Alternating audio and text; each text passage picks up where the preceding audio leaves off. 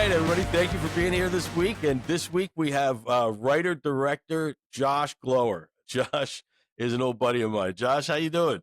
What's up, man? It's been a minute. How you doing? I think the last time I saw you was like sometime in an office at 44 Blue, the last time I saw you in person. It could be. I was thinking about that. I was like, what was the last thing we did? And I feel like we did, weren't you in the Buried Life too? Oh, that's right. That's right. I Yeah. saw you in over on across Reveille. from the Capitol building. Yeah. I think Buried Life was the last one for us. Yeah. I actually had Adam Paul on here talking about it. And I actually still keep in touch with Dave Lingwood.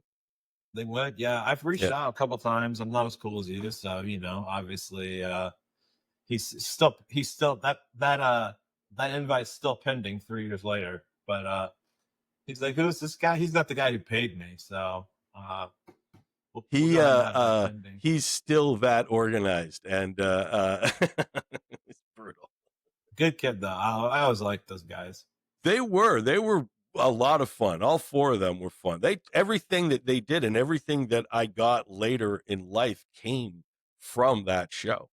Various levels of smart about what they were doing. Like they needed each other, you know what I mean? Yeah. But like combined, they were very smart about what they were doing. The one, Ben Nempton, is a big motivational speaker now.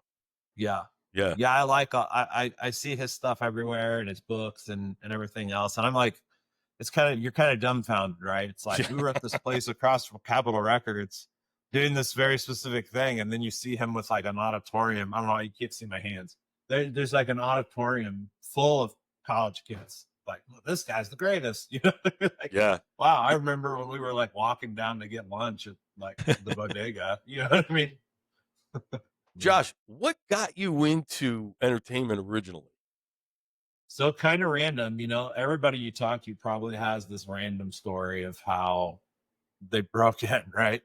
And the break-in stories are never what people think they are. It's not like I was delivering pizzas and Oliver Stone was like, you would be a great pizza delivery guy for my next film. It was like, mine was, I was parking cars at the Beverly Hills Hotel, and a guy was in love with my wife's best friend. And she was like, I hear you want to be a writer. And I'm like, yeah. And she's like, let me get you a job on Punk'd driving vans.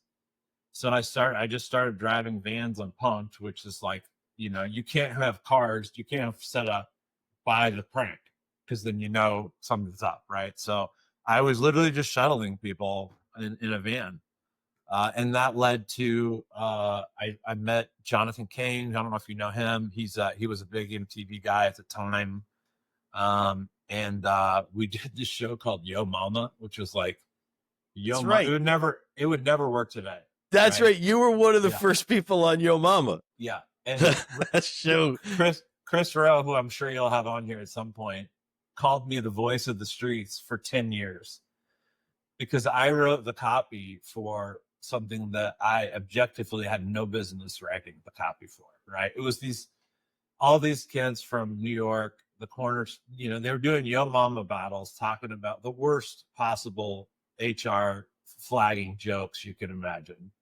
And I'm writing all the copy for Wilmer Valderrama, right? So Chris Rowe calls me the voice of the streets because of that. But anyway, the story of breaking in was I'm sitting there at my computer, those little bubble Macs? Yeah. The button is flat on the side. I couldn't turn it on. I could not turn on my computer. Like the only two questions they would ask you is, do you know how to use Word and do you have a driver's license? And I'm like, well, shit, 50% of this I'm failing at already. I cannot turn on my computer. And Jonathan Cain walked up and he goes, the writer has not shown up. We don't know where he is. And I'm like, okay. And I was the writer's assistant. I got hired in as a writer's assistant. Why you need a writer's assistant for the show, I have no clue. It was because they had millions of dollars. It was back in the heyday, right? Yeah.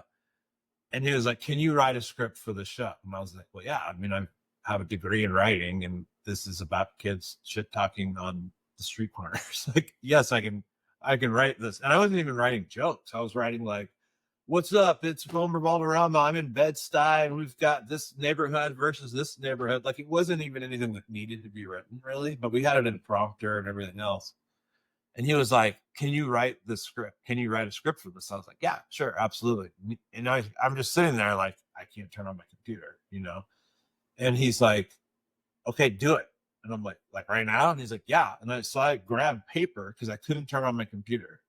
Like I had never seen one of these like bubble computers before. I'm used to the switch. Like you have a switch. Like I'm old enough to have the switch.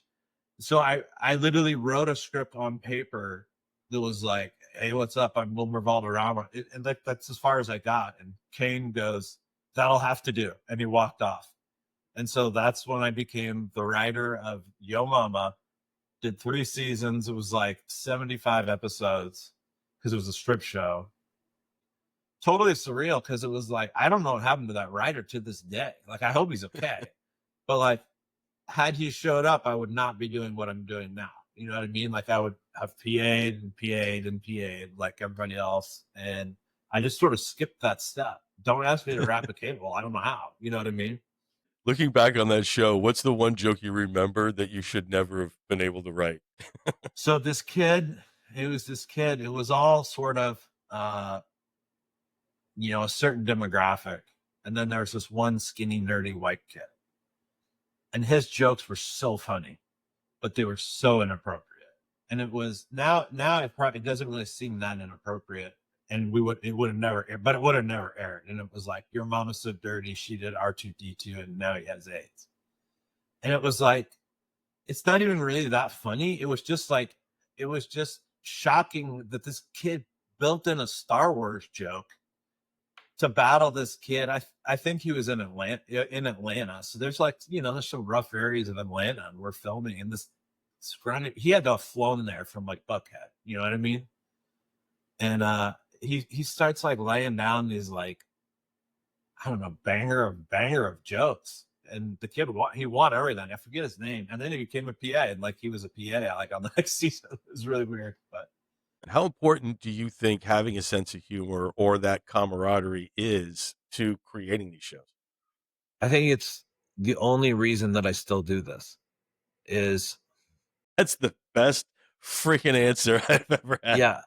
Well, Yo Mama was my favorite show that I've ever done, which sounds I got to be honest, I forgot, and I just love that you were on Yo Mama. Yeah. That is so inappropriate. Yeah. Yeah. And Ro, this makes no sense to the audience now, but Ro, you'll have on, I'm sure at some point, was a story producer and let me do his job. That's how I learned how to be a story producer. That's awesome. That's how serious this show was. You are 2 of the whitest human beings I have ever seen. I would argue Chris might be whiter than me. Oh, I don't think that's an argument. I don't think that's ever going to be an argument.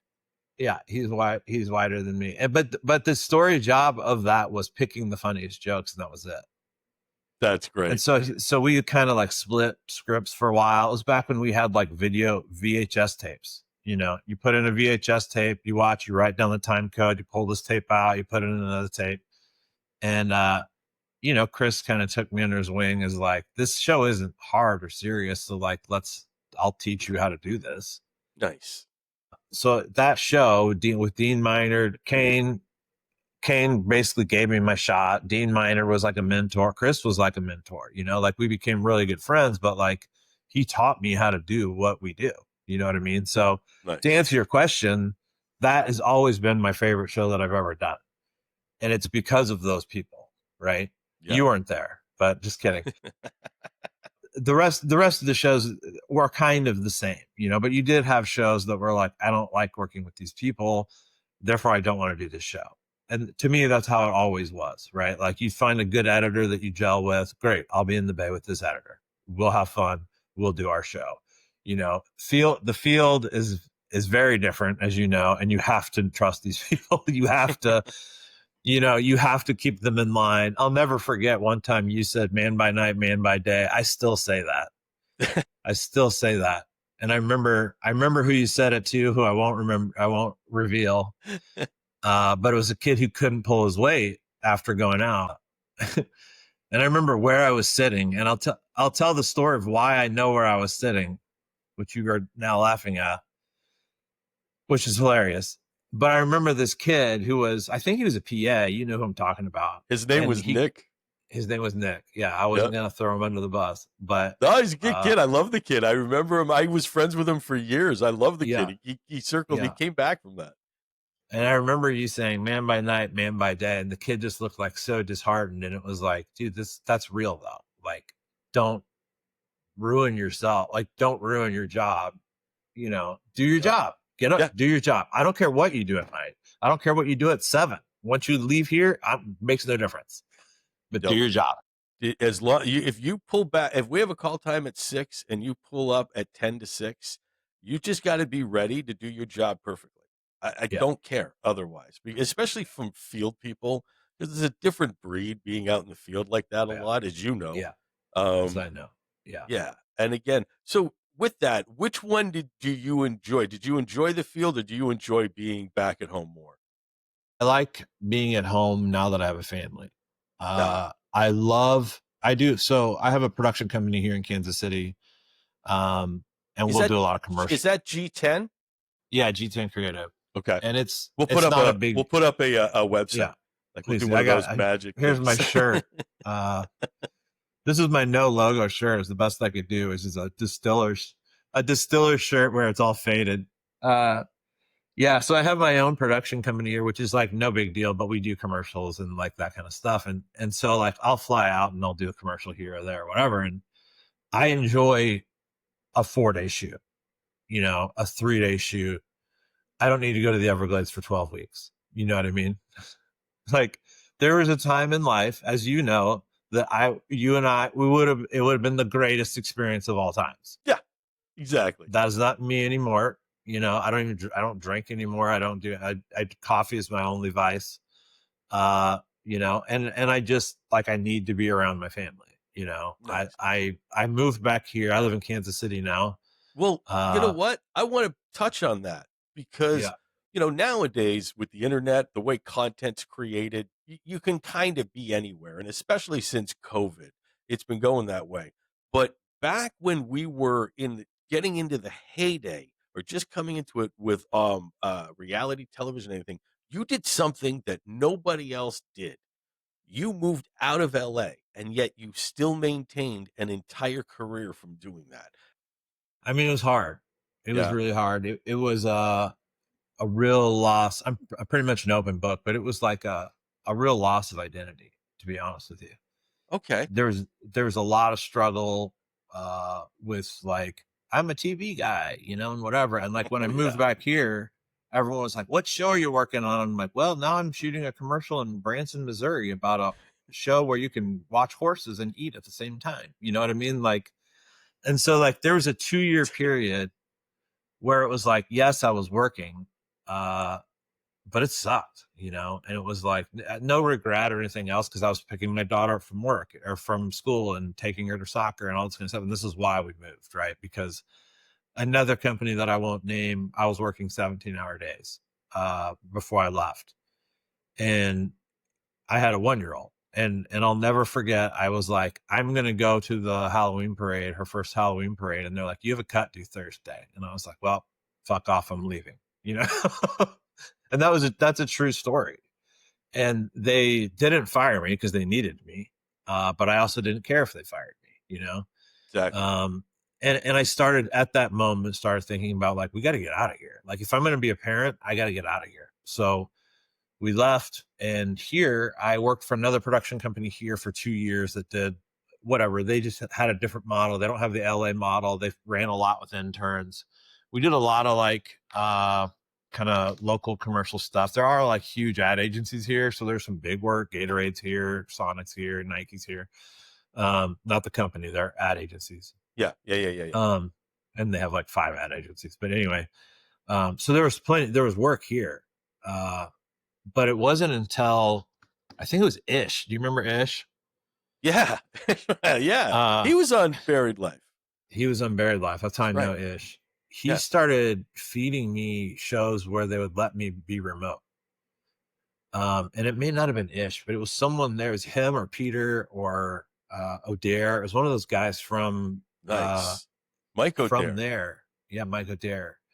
And it was like they let me send me hard drives. So like it was HDD stuff at first, where you had these old drives, which I'm doing a doc right now, so I have all this old stuff out. But like, this would be a whole episode, and you could do the whole episode and then just send back the whole episode, right?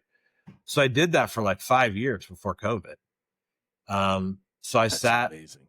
I built an office in my unfinished basement, you know what I mean? And bought a Mac and slowly pieced together. Now I have 3 monitors and a whole Avid and everything else. And, you know, still never missed anything with my kid. That's great. And that meant, you know, that meant everything to me, that I could do what I wanted to do and also be a parent.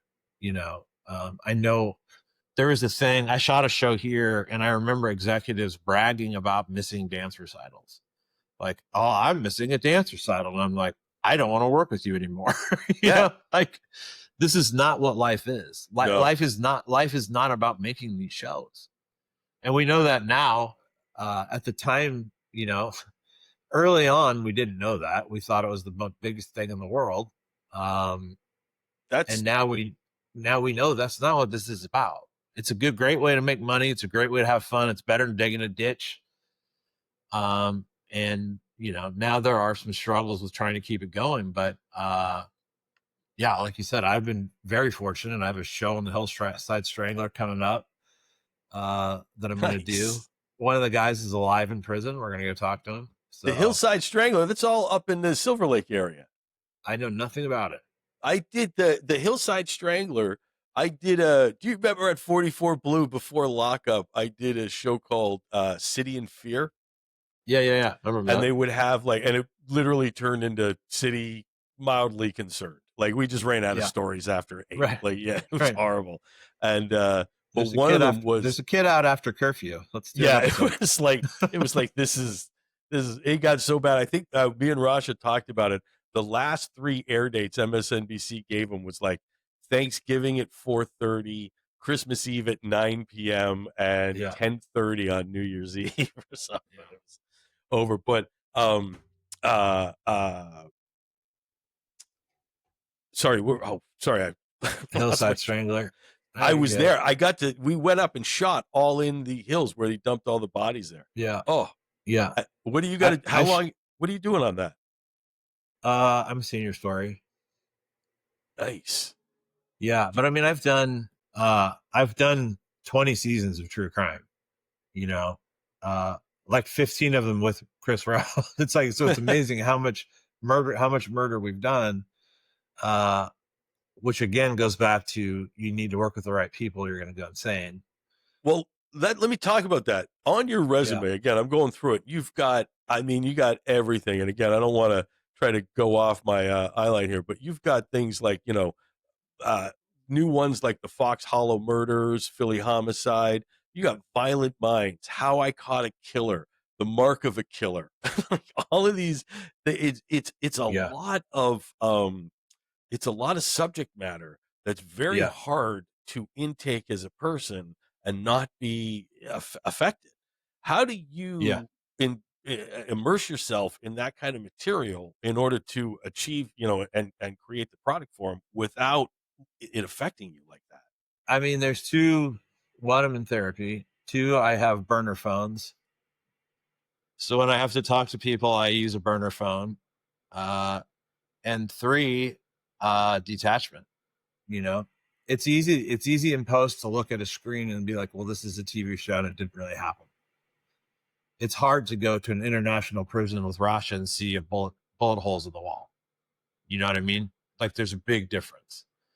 I did a show. It was, you know how they do the unboxing shows, unboxing toys, you know, whatever, that kind of thing. We did one for Quibi, rest in peace, that was unboxing cases. So we went and filmed the evidence and they would unbox the evidence. Actually kind of a novel idea.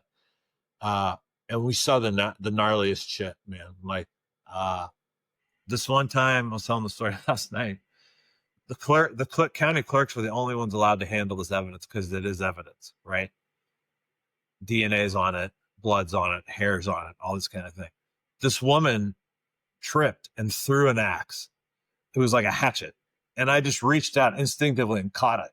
And to this day, I'm like paranoid. I'm like, what if they reopened that case? like, because like I held this axe, and like obviously they'd be like, well, he was here, he was doing the thing, but like the paranoid part of me, as you know, lockup makes you very paranoid. Everyone in everyone's innocent. Oh Every yeah. single person's innocent, and they're Yeah. not, and they belong to be in there. But like it messes with your mind to be like, God, am I going too fast? Like like in your car, because Yeah. I started feeling like I'm going to be in the wrong place at the wrong time and go to jail. That's what lockup taught me. From just being on lockup, I learned if you have the right group of friends, the right significant other, and the right bottle of booze, you can do 20 to life within an hour. That's Done. right. You're That's done. right. It's just all it takes. One My bad brother, Friday night. believe me, my brother who was police finally talked me off the ledge, and he was like, "Look who you hang out with. Look what you do. Look the things you do. You can be in the wrong place in the wrong time, and they're still going to know it's not you who did it." Yeah. And I was like, okay, I feel a little better now. But like after, I don't know, I did 6 or 7 seasons of that show, and every single person was innocent. You remember there's a guy we called Andy Dufresne. I don't remember if you remember him, because he like worked in the library, and he was like this little tiny white guy who never got in trouble or anything else. And it was like, why is this guy in prison? I was like, this is me. This could be me. And it Yep. turned, I mean, he was a piece of shit. Like it turned out like he was not a good guy. Right. And like, yeah, we would go out and party or whatever. And like, something, bad that you weren't planning on might happen. But this guy was a piece of shit. Yeah, that guy ended up being a real piece of shit. He belonged in prison. And when we named him Andy Dufresne, I don't think we knew his whole story yet. No, we didn't. What was one of the most memorable things you remember getting all the footage on that you had to make a story out of on lockup?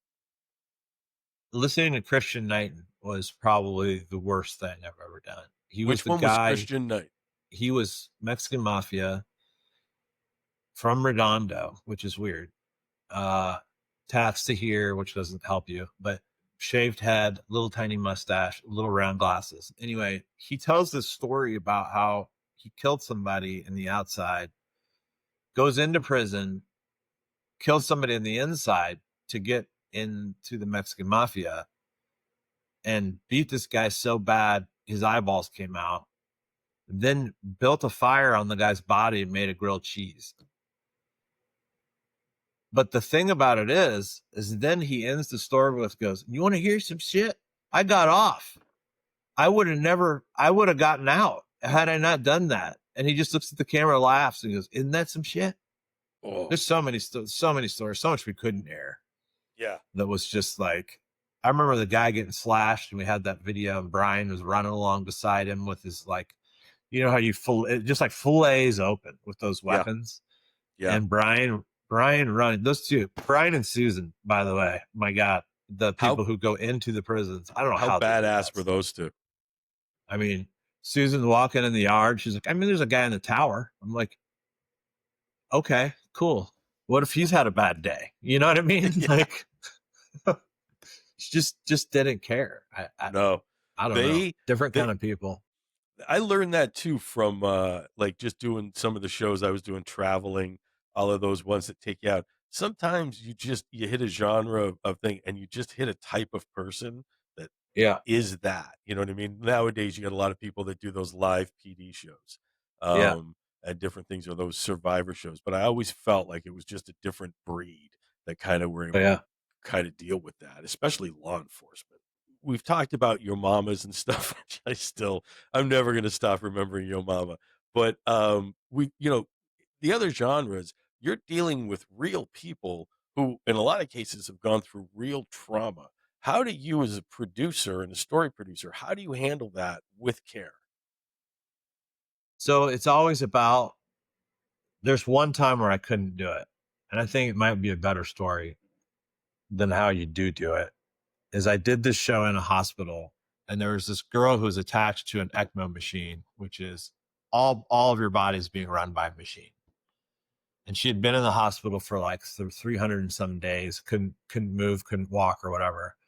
And we were there because she was going to walk with this machine. It was the first person who's ever walked while attached to this machine. And it took like 30 people to walk and push things and hold up, and hold up IVs and all this kind of stuff. And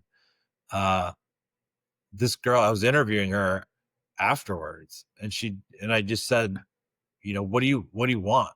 Like, what do you want out of life? And she just goes, I just want to live. I just started bawling. I had to leave. And it was like, you can't always do it. Like, you're a person too. You know what I mean? I think it's easier. Like, that was a really hard situation.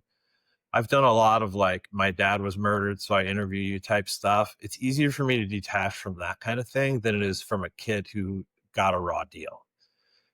Granted, the person whose dad was murdered, it's not like they deserve that, but it's been 20 years. They're telling the story. Yes, they're crying. It's my job to get the story out of them. I treat them like, you know, you treat them like human beings, right?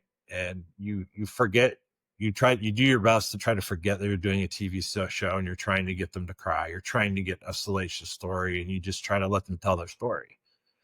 And for me, it's always been about treating the person like they're your friend. How would you talk to your friend about it? And sometimes that's a long interview getting there, because sometimes it's talking about cars for 20 minutes and the show's not about cars.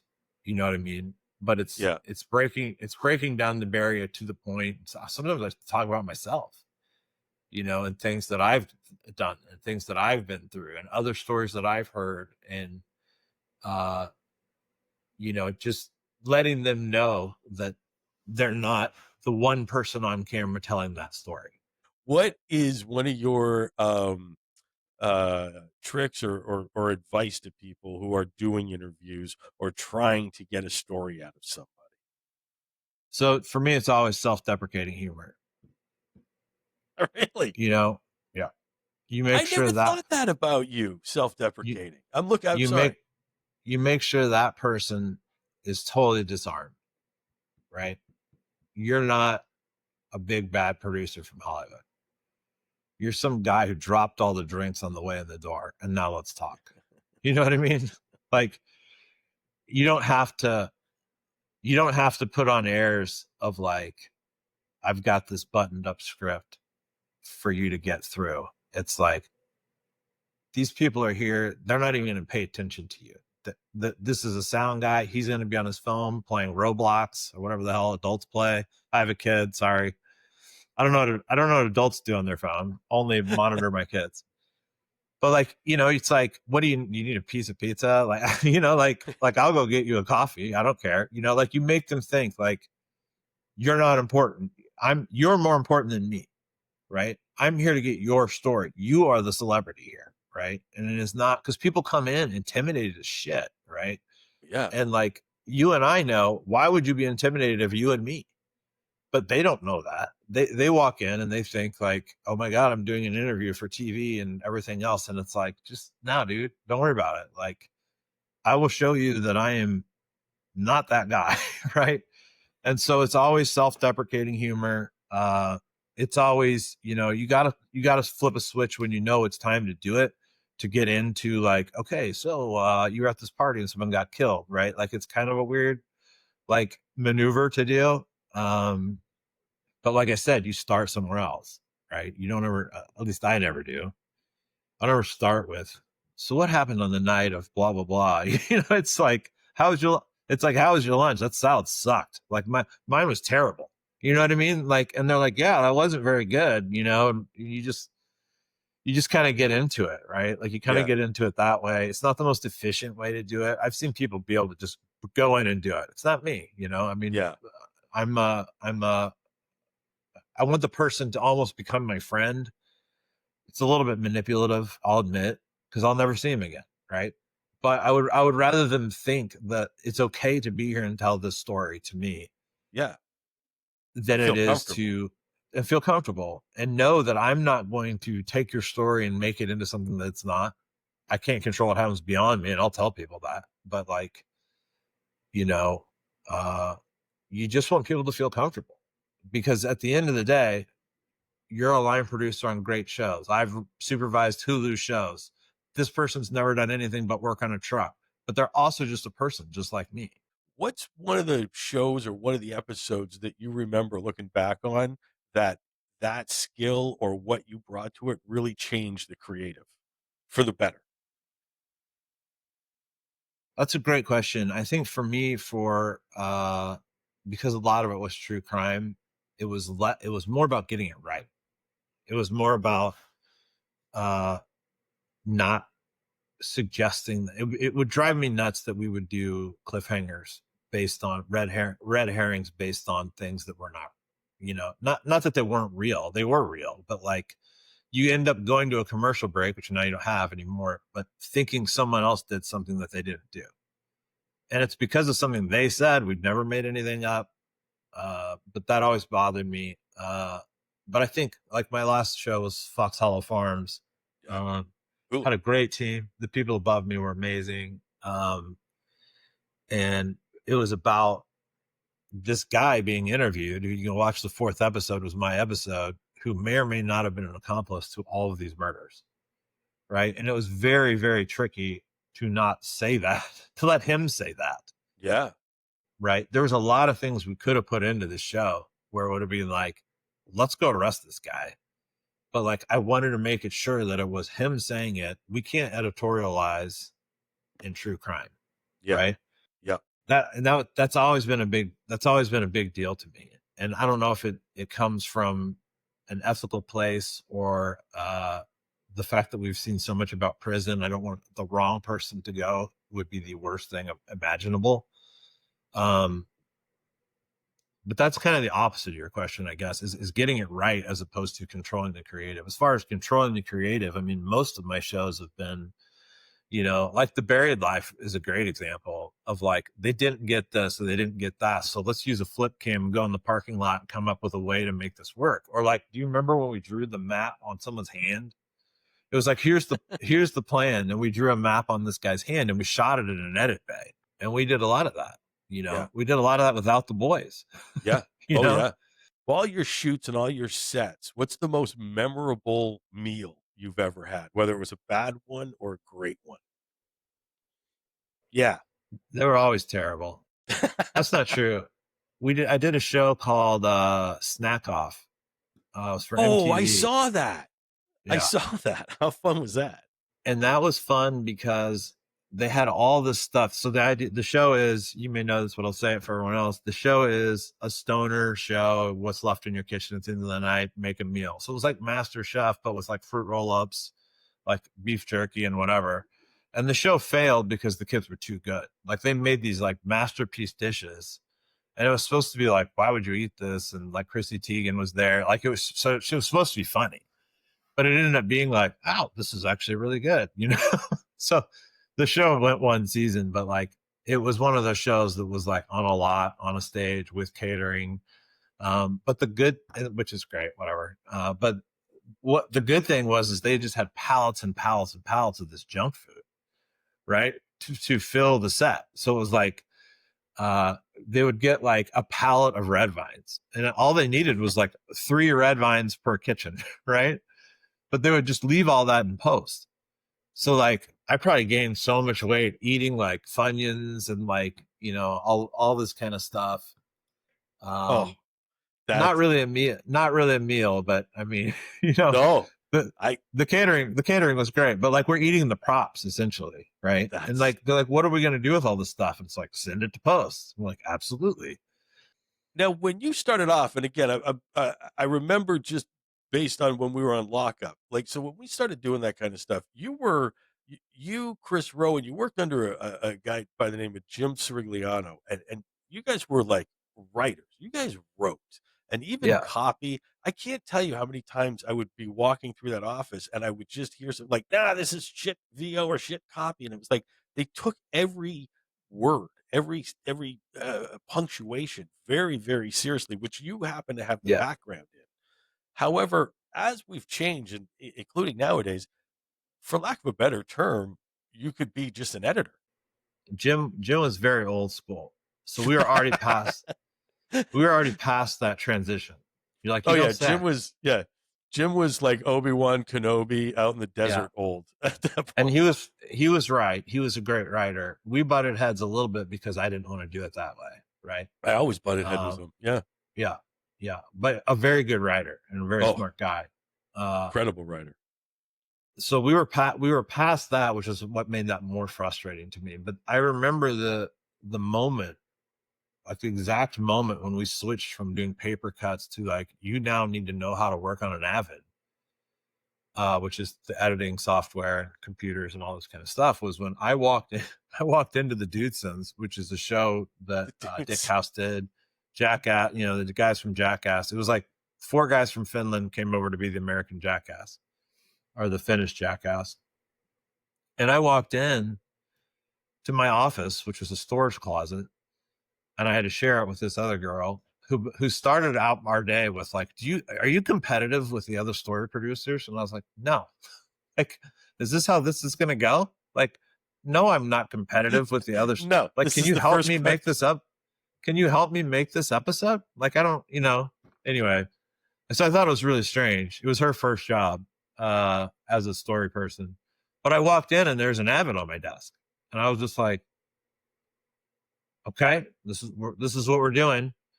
And I literally opened up my laptop and started typing my AE friend, Matt Sullivan. And I was like, how do I work Avid? And I literally learned like that day how to do in and out and drop it into a timeline and all this kind of stuff. Cause you never said, I don't know how to do this. It was like the bubble computer from my first day I couldn't turn on. I didn't ask anyone how to do it. I watched. I said I was smart and I watched other people when they came in turn on their computers. It was like, oh, there's a button back here. You're never going to be like, I don't know how to turn on my computer. You know what I mean? Well, this is obviously to the nth degree of that, but it was like, I don't know how to use Avid like at all. And so, but I wasn't going to tell them that. No. Right. No. And honestly, now looking back, it's one of those times looking back, I could have gone to Kelly Gardner. I don't know if you know any of these people, Josh Green, these people running Ross, Ross Breitenbach. Yep. We did some show with Ross. Did he do Buried Life? No. I don't know which one, but I know the name. He did Dudesons and he did Yo Mama. But anyway, I could have walked up to any of them and been like, I don't know how to use Avid. And they would have been like, oh, well, we'll send an AE and figure it out. Would have been fine, right? But like, I just learned it through iMessage at the time and just figured it out, right? And now I have, it's weird because now there's this sort of revolution of going back to paper cuts. And I'm like, but why? Like, why would I do that? Yeah. But it's worked out well for me because now I can take my laptop to swim practice and sit there and use transcripts and I can edit an entire story without my Avid. So like, serendipitous, like I have fallen into so much in my life. And I think a lot of it's working hard. I think a lot of it's right place, right time. I don't think it's necessarily just like luck, right? But like the fact that now that I need this time, right? Like I need to not be chained to this giant, like you can't see it, but it looks like NASA right here in front of me. But I don't have to be chained to this to like drop in stuff, like, cause people want paper scripts first. So now I take my daughter to swim, to gymnastics, to play practice, whatever, and I sit there and I work, right? So it's worked out really well, and it's not the same as what we were doing with Sorigliano, where we had like 1.5 point font space and like all this kind of random shit that was arbitrary, and it's changed to like cutting and pasting from transcripts, so the time code stays and everything else, and like it doesn't look pretty, but it's in cells, and and that makes it easier. Yeah, it's a weird skill. I think it's a dying art, to be honest with you. I think AI is very quickly taking over what I do. I'm doing a documentary on 18 refugees who formed a soccer team and went to this tournament and got second place. But I just asked ChatGPT, do you have a transcription service that can understand East African accents? Because Avid can't, Premiere can't, our usual houses can't, and they're all jacked up. And it was like, yeah, here's 5. I was like, okay. And the first 3 are free, completely free. So I made transcripts out of these boys' interviews and they're all perfect. except for the names are really hard, but like, Yeah. wow. When they're speaking English, the names aren't English, but like when they're speaking English, it takes these accents and makes them so that I can now cut from a transcript, right? Well, so we're one step, if not negative steps away from taking that transcript and then putting it in a machine and being like, pull all the best parts. Yeah. Right. Oh. And then we're a step away from, okay, put these best parts in an order that makes sense. Right. And it sucks because, everyone's like, well, it'll never be human if you do that. And it's like, right. Well, reality TV wasn't going to make it. You remember that? Oh, yeah. But the bar got low, right? The bar changed, right? Digital film wasn't going to make it. Remember that? Well, the bar got lower. So everything changed, right? So I feel like there will be plenty of human jobs. There's just going to be so much less because there was a scenario where calling in to just do the interviews, and so like everything, including just what we're doing, everything can go down. Yeah, I've interviewed people. I interviewed Jimmy Hoffa's driver one time. We have weird lives. Our lives are so. I mean, people you don't understand. I live in Liberty, Missouri, and I talk to people about what I do for a living, and they're just like, "That's not true." I don't think you're telling me the truth right now. But I interviewed Jimmy Hoffa's driver, and he's too old to travel, and they didn't want to fly me to New York. So we did it over. They sent a camera guy to him, and I did it over Zoom. What subject or what person was an interview that you look back on and you're like, wow, I can't believe I got to interview that person? I've interviewed people that their stories have meant a lot to me. I think that's more, I interviewed this kid who grew up in a refugee camp, and he lives in the Northeast Kansas City, and he is afraid to go outside because of gun violence. And the thing about it to me was he told me he would rather go back and live in the refugee camp than live here. And that was a moment where I was like, I interviewed, I don't know, 18 boys. I interviewed them all. And I just assumed as a naive American that they'd all be like, this is great. We love it here. And this kid, and they don't, a lot of them don't. And so it just put a lot into perspective of like, Missouri has no gun laws, like at all. I don't mean to make this political, but like you can carry a gun in Missouri. Like, and this kid, like they play soccer and they have to go home because people get shot. Like outside, you can hear when I go to their practices, I mentored the team for 2 years. I hear automatic weapons every single practice. And so this interview, the girl saying, "I just want to live," was a moment that I'll never forget. And then this kid just sitting there thinking, totally being blindsided, because I'm just thinking they'll be like, yes, it's better here than in the refugee camp. Him saying, I would rather go back. And I was like, well, Posa, you told me you didn't eat every day in the refugee camp. He's like, right. And that was his whole answer. And I was like, okay. And it's just, what are you working on now with this? What are you working on now?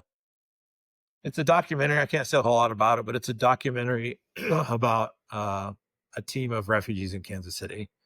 There's 18 kids. We had to combine a team of 15, 16s, and 17s because they didn't have enough players to make a full team to go play against the 18s at this tournament. It's the biggest tournament in our hemisphere. So they were playing kids against Jamaica, kids against Guatemala, kids against all over, right? Well, the story is these kids don't have anything. I mean, like I said, we're hearing gunshots. We're wondering if we need to cancel practice like every week. I give them shoes. We got all the school districts from here donated all their backpacks and everything. Like they don't have anything. Like we give them everything.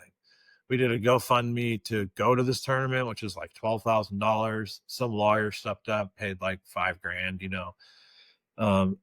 But the movie is really following them off the field.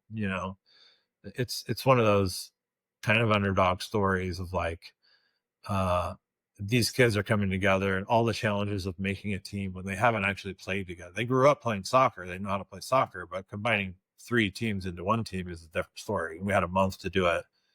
So the film was that month, and then after the tournament, we went back and we're intercutting like their sort of life stories, right? So you'll see a kid ride his bike off from practice, and then we pick up his bike riding through his neighborhood, and he talks about X, Y, or Z, right? So Nice.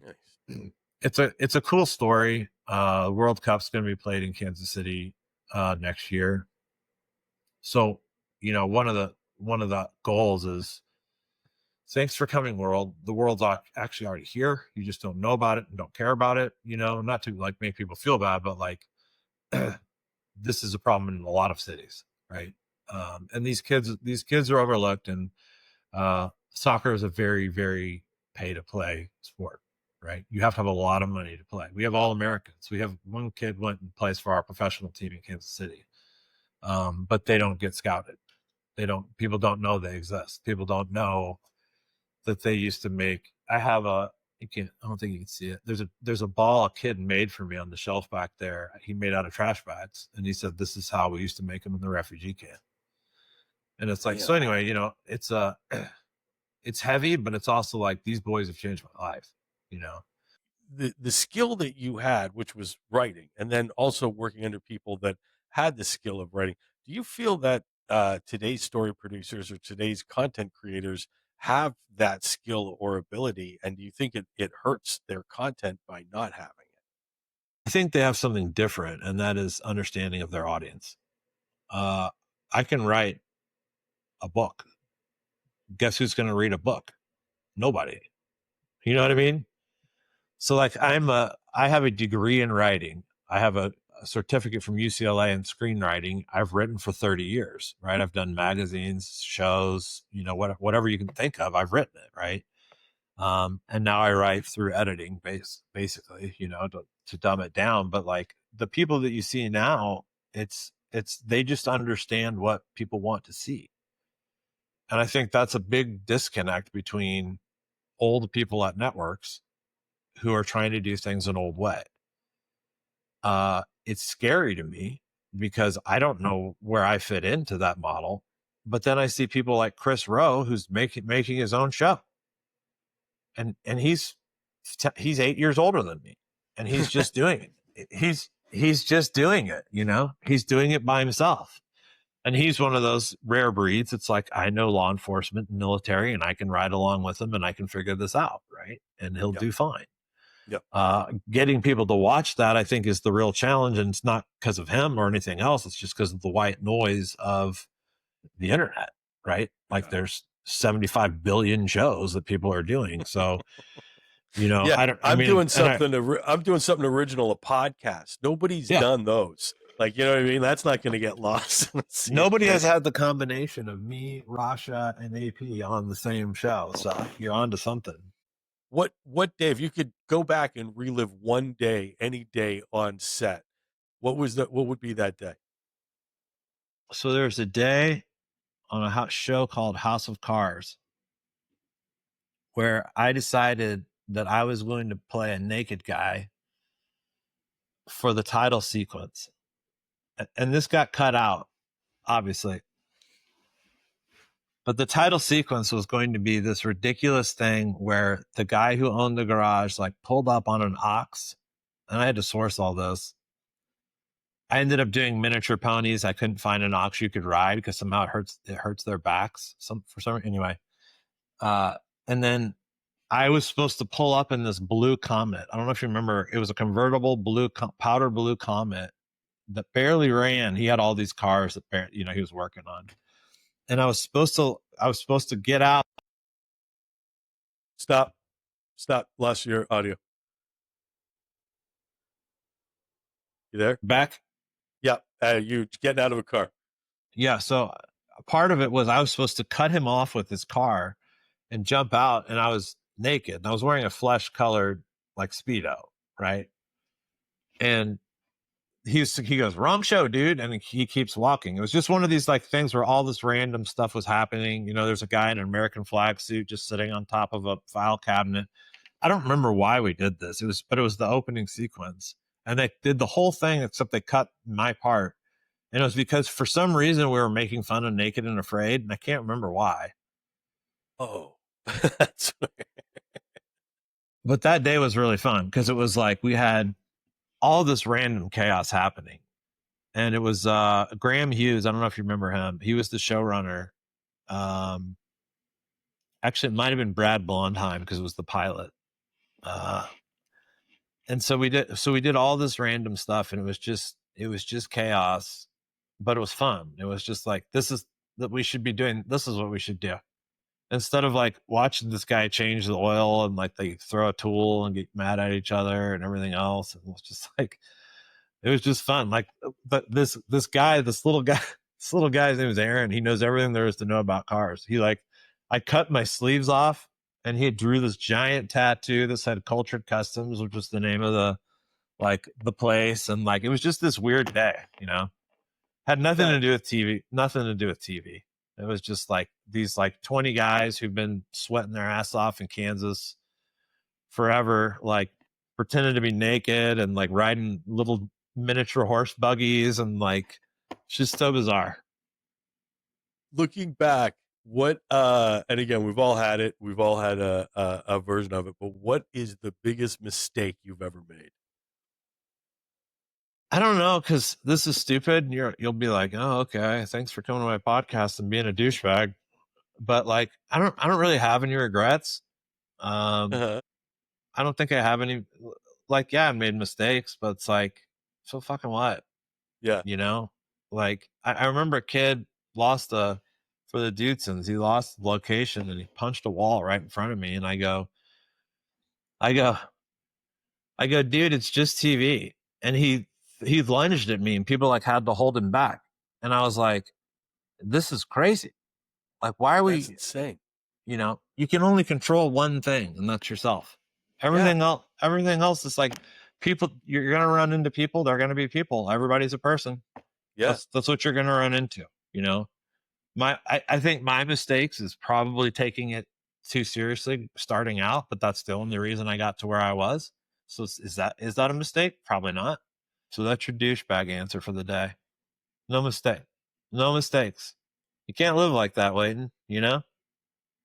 I No, I mean, I understand that, but I also like I can look back at the times and say, yeah, you know what? I should have double checked to make sure that we actually had a plane waiting for us. I should have just not taken it.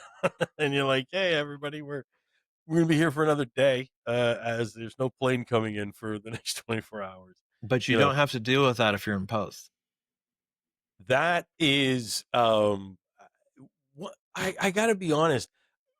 Where I found the most anxiety for myself was in an office and dealing with that on the day to day.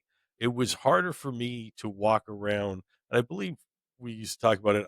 I think I called it a lap, doing lockup. I'd go around and just start talking to everybody. And the reason why I was doing it wasn't just for them to get them out of the subject matters, but for myself, just to kind of do something. Sitting in an office dealing with stuff made me more stressed out than being out in the field solving problems. But you're a problem solver. I mean, I you know, there was something I used to say when I first started off that I realized is a bad thing. And I know a lot of people used to use it and wear it as a badge. And they'll say things like, I thrive in chaos, or I can, when things are going nuts, I can really solve the problem and make things happen. And what I learned through my career is most of the people that are saying that are the people causing the problems for themselves to fix, to make themselves look a certain way, especially on a set and things like that. You get those people that they want that attention that they feel comes with the entertainment industry. yeah, I always said the opposite. When I'm on set, I've always said, if it looks like I'm not doing anything, that means I've done a good job. Yeah. Oh yeah. Yeah, yeah, yeah. What do you think is one of the most essential qualities that a producer on set should have? I think the biggest thing, and this is an age old adage, is having people want to work for you instead of being afraid to fail. So having people want to not let you down, you know, want to go the extra mile, want to take out the trash at the end of the day. And that comes from disarming. It comes from self-deprecating humor. It comes from, I'm just a person like you. I just happen to have been doing this longer than you. Yeah. You know, I used to take out the trash. What do you look back on as a moment on set that you learned your biggest lesson for yourself? This guy started, so I was doing this short film. I was an intern. It was a huge deal. They flew me back out. I'd done the internship over the summer, worked on the film, but they were going to shoot it September. And she said, I was in college, and she said, I'll fly you out and put you up to help you work on it because you've helped the whole time, right? I'd never been on a set before. It was an office job up until then. This is the coolest thing that's ever happened to me before, is being on this set, right? And I picked up a cable and started wrapping it up because that's who I am, is this cable needs to be wrapped up, but I didn't do it the right way. And this guy came from nowhere. I'd never seen him before, never talked to him before in my life, screaming at me. And it's because, you know, the wires in the cable go a certain way. Well, you wrap cable a certain way. I didn't know that. I'm a kid from Missouri who's never been on a film set. And I'll never forget it, not because the guy yelled at me, although it scared the shit out of me, because I was like, you'll never work in this town again. You know, you hear all this stuff, you know, and you're like, I mean, I was 20, you know, I had no idea what was going on. And you hear all this stuff and like, now this guy's he's going to tell people not to hire me. It's like, who the fuck was this guy? He was working for free on a short film. Like, it doesn't make any difference. But you don't know that at the time, right? But I'll never forget it, because it, you know, it taught me the whole thing about, like, why is this so serious? Like, why didn't you just say, hey, don't, just for future reference, there are unions, don't touch the electrician stuff. Or if you're going to wrap a cable, let me show you how to do it. Thanks for helping out. Let me show you the right way. Why were these not the responses? You know, and as a 20-year-old, it was like, this is not the way that I think this should have to be. And granted, a lot of this is coming through a lot of introspection and 30 years of doing this. At the time, I was just scared of this guy, right? But like, I'll never forget it, because that's what it means to me. Is like, why are there assholes? My 2 rules are, number 1, don't be an asshole. Why are there people like that? And it's because the guy who taught him was an asshole. The guy who taught him was an asshole. And I'm not saying anything you don't know. I'm not saying anything half the people who see this don't already know. But like, it just stood out as, this is stupid. This is totally stupid. Did the short film even come out? I don't know. You know what I mean? Like, why does it have to? Why did it have to be that way? Like, why didn't that guy just help me? I was there helping him. Yep. The way I saw it. Josh, thank you so much for being here today. Thank you for jumping on and telling us your story. Did you have fun? Yeah, thanks for having me. It was good. Yeah, good to see you again. Nice. It was fantastic seeing you. Thank you again for coming on.